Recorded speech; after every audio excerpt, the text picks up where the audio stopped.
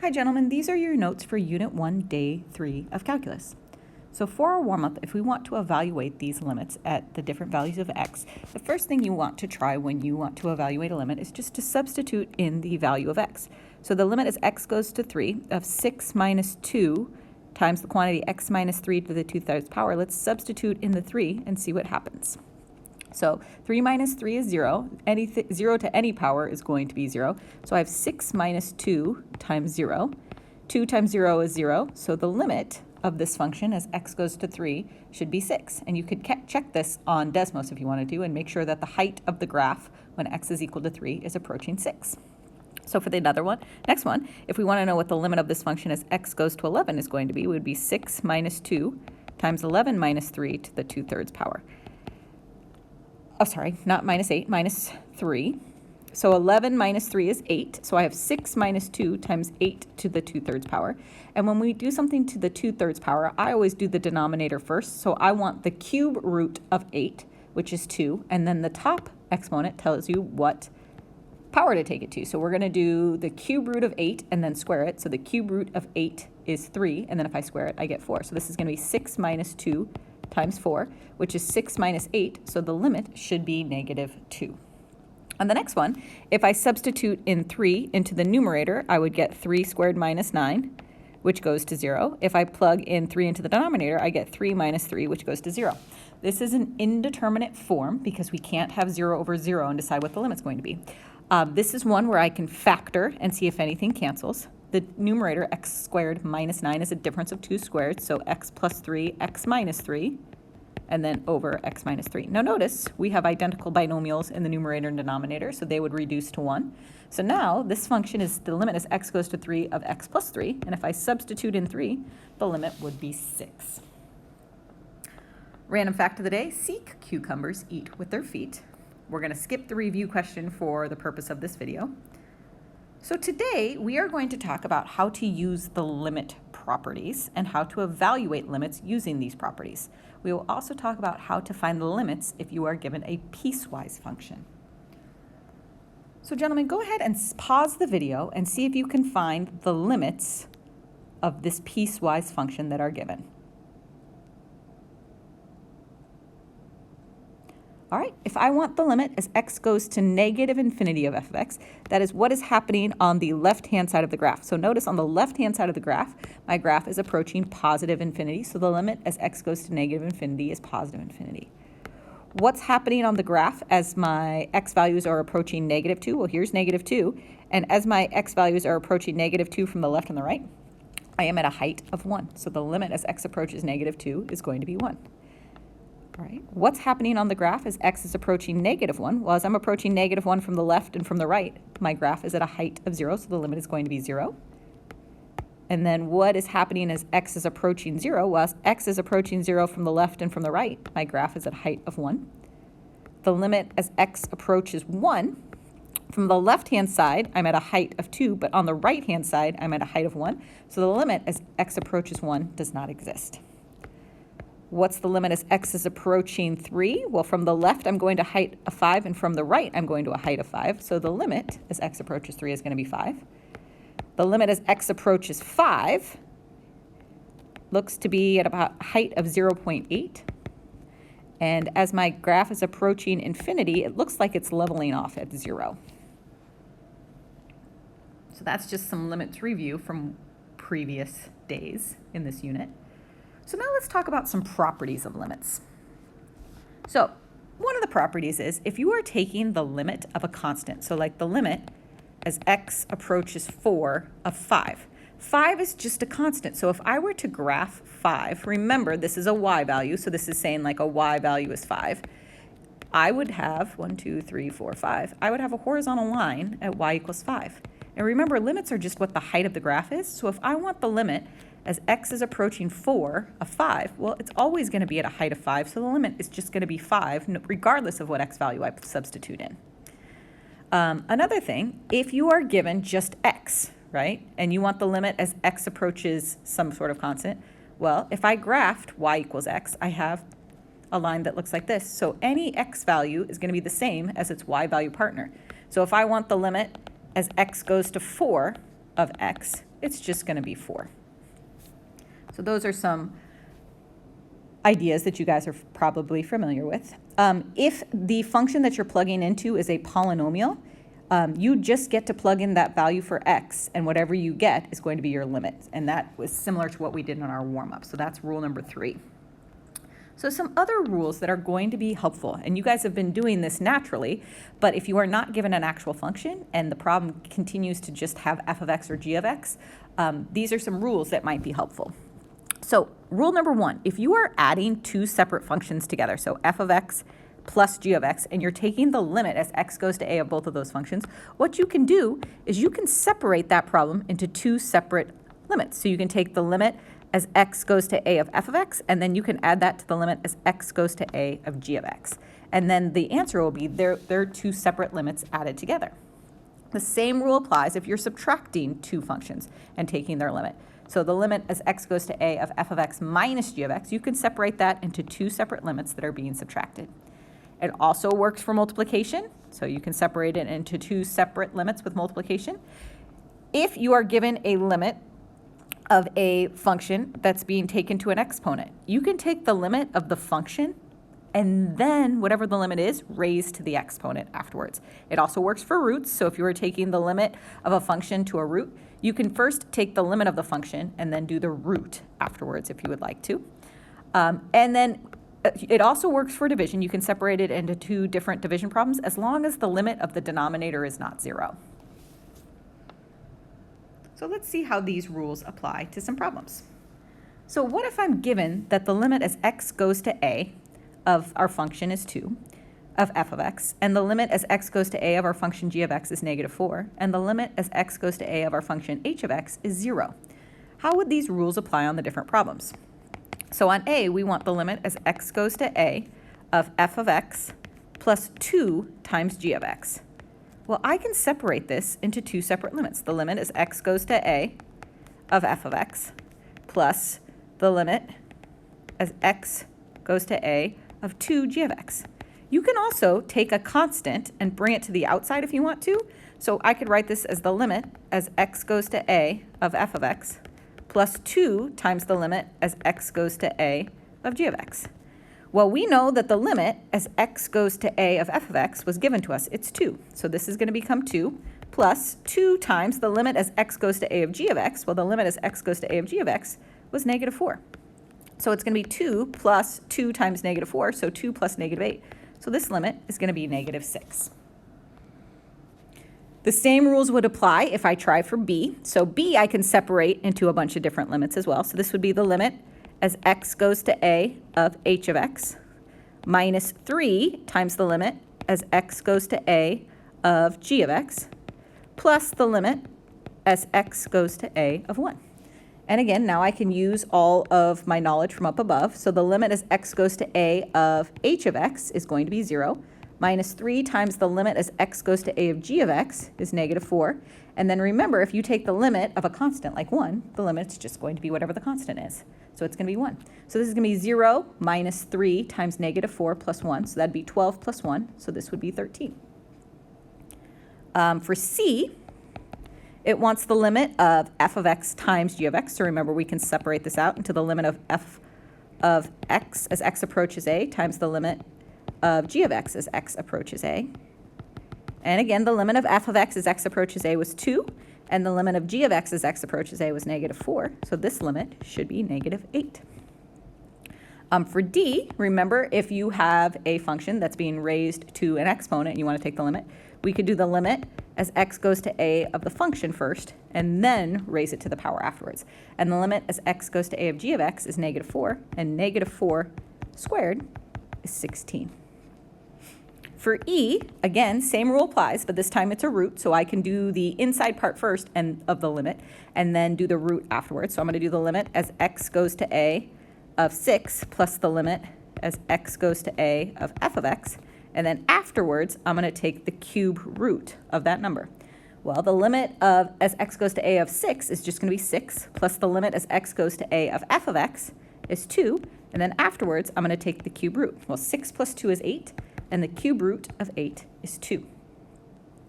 All right, and then I'm going to do f up here. The limit as x goes to a of 2 over g of x. So this is going to be the limit as x goes to a of 2 over g of x, which was,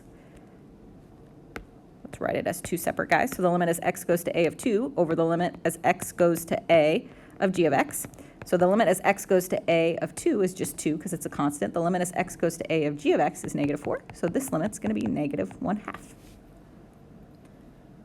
All right, gentlemen, so here are some more down below. Why don't you guys pause the video and try these limits.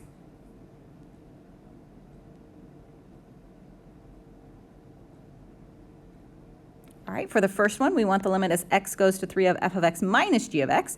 So instead of writing these out for room purposes, I'm just going to put negative 4 minus 9, the limit as x goes to 3 of f of x minus the limit as x goes to 3 of g of x, which would be negative 13. For the next one, times, so the limit as x goes to 8 of f of x times the limit as x goes to 8 of g of x. So this would be negative 7 times negative 6, which is 42.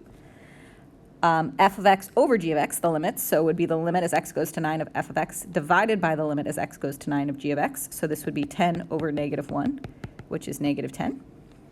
The limit as x goes to 9 of the square root of f of x. Again, we can do the limit as x goes to 9 of f of x and then take the square root afterwards. So this would be the square root of 100, which is 10. The limit as x goes to 5 of f of x plus g of x squared. I'm going to do the limit as x goes to 5 of f of x plus the limit as x goes to 5 of g of x. Then I'll square my result afterwards. The limit as x goes to 5 of f of x was negative 5, plus the limit as x goes to 5 of g of x was 9, and then square it, and you're going to get 25. And then, again, the next one we can separate into a whole bunch. So negative 5 times the limit as x goes to negative 5 of f of x would be negative 5 times negative 7. Then minus 9 times the limit as x goes to negative 5 of g of x would be 9, divided by negative 5, the limit as x goes to negative 5 of negative 5 would just be negative 5, plus the limit as x goes to negative 5 of g of x is 9. And if I rewrite this, I would get 35 minus 81 over 4. And then 35 minus 81 would give me negative 46 over 4. And if I reduce this, I get negative 23 over 2, I believe. So check my work on all of those. But if we got the same answers, then they're probably correct. So gentlemen, we also did some vertical whiteboard problems in class today. Here is an example of one of the problems that you guys worked through. I'm only going to go through the first step of this. You guys probably did the other ones on the vertical whiteboard or on a worksheet. So A, if I want the limit as x goes to 1 of 3 plus f of x, I'm going to break it up into the limit as x goes to 1 of 3 plus the limit as x goes to 1 of f of x. Well, the limit as x goes to 1 of 3 is just 3, plus the limit as x goes to 1 of f of x. So now I'm going to go over here on the picture, and my limit as x is going to 1 is at a height of 2. So my overall limit of x goes to 1 of 3 plus f of x is going to be 5. So you guys are going to try the rest of those in class today, plus some other problems. So the next thing we're going to talk about is how do we find the limits at certain x values of piecewise functions, so graphs that come in pieces. One option is you can graph each piece and then just look at the graph and see what the limits would be, and then I'll show you another option as well.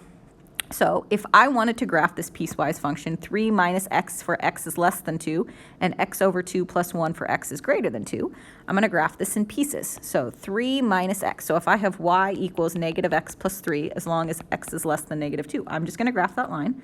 So y-intercept of 3, and then down 1 over 1, down 1 over 1, down 1 over 1, and then I can go in the opposite direction. It would look like this. But I only want this to exist for when x is less than 2. So if x is less than 2, here is where x is equal to 2. And so I'm going to erase the rest of my graph because I only want it when x is less than 2. And it's going to be an open circle because it's less than 2 and not equal to 2. And then for the second part of this graph, I want x over 2 plus 1 for x is greater than 2. So this is going to be y equals 1/2 x plus 1 when x is greater than 2. So this guy starts at 1, and then we are going to go up 1 over 2, up 1 over 2, up 1 over 2, and then connect those guys. But again, I only want this guy to exist for values of x that are greater than 2. So I'm going to erase all the values of x that are not. And then this would be this circle right here. And so now, if we want to talk about limits, we want to know what is the limit as x approaches 2. So you could look at the graph and see what's happening. Or another way of doing this is if we want the limit as x goes to 2 of f of x.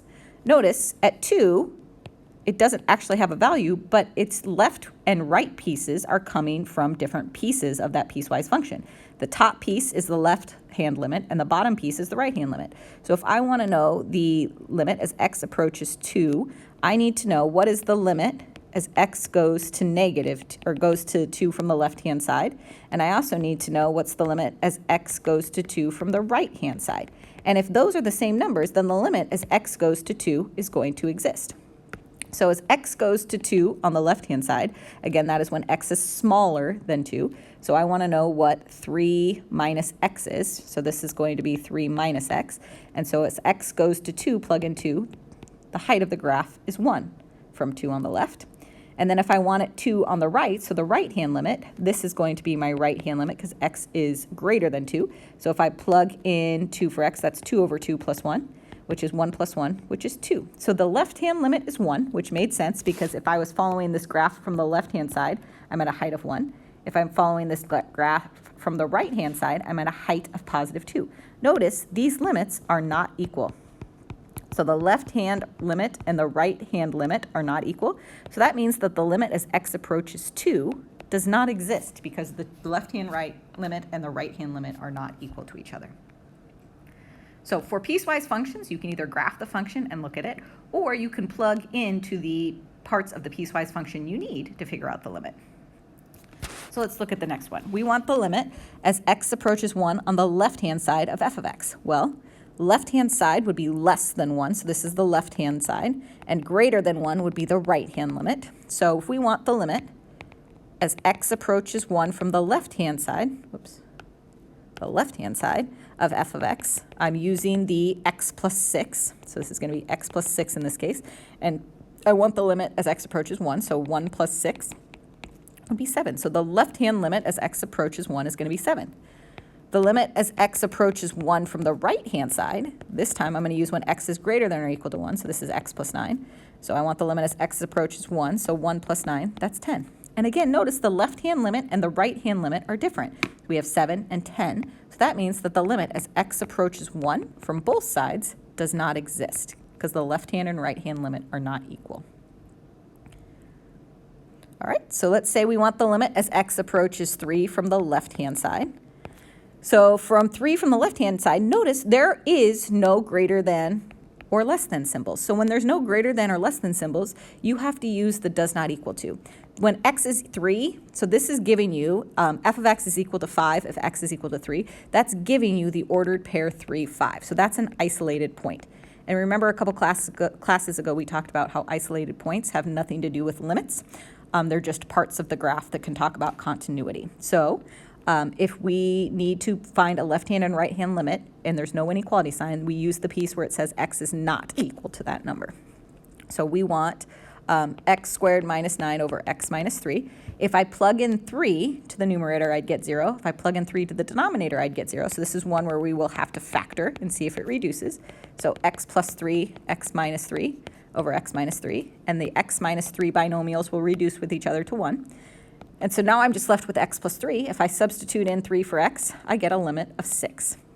And notice, if I wanted x plus 3, the limit from the right-hand side, I'd go through the exact same process, and I would also get a limit of 6.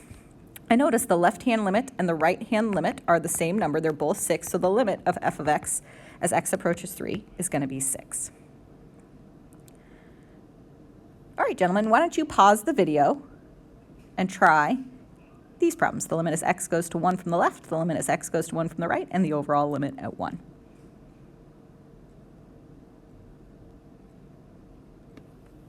All right, so the limit as x goes to 1 from the left-hand side of f of x, we want when x is less than 1. So we're going to plug in the 1 minus x, and so this is going to be 1 minus 1. So the limit from the left is going to be 0. The limit from the right, I'm going to use when x is greater than 1, and so this is going to be x squared minus 1. So 1 squared minus 1 is going to be 0. And notice the left hand and right hand limits are the same. They're both 0. So the limit as x approaches 1 from both sides is 0. So gentlemen, same thing. Go ahead and pause the video and try these limits.